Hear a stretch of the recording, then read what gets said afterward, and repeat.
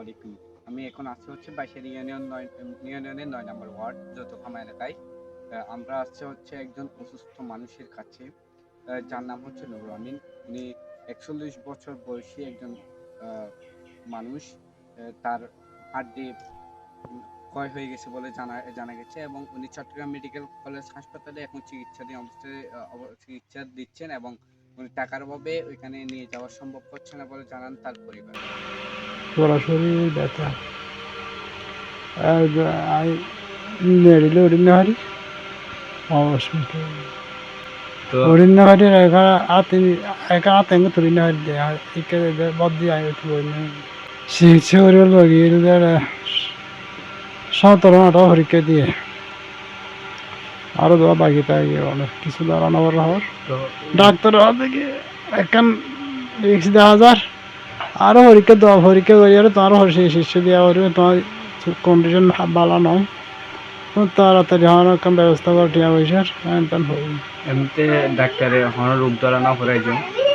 এখন হয় আড্ডে হয় রোগ এখন ধরা হয়েছে বলে হয়ে গেছে তাহলে আর এখন কি এখন হইতে চাই না হয় তাড়াতাড়ি শিখছে এখন বর্তমানে অনেক কোটি হচ্ছে 17,000 টাকা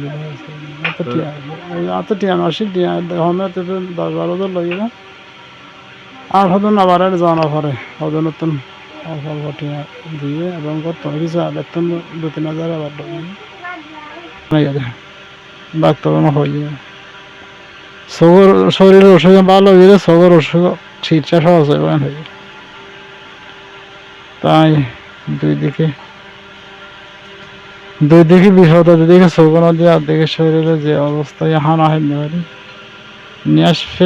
নিয়ে আসা দেয় দিন রাতে নিয়ে আসবাম লাগে ও তখন হরাত নিয়ে আসে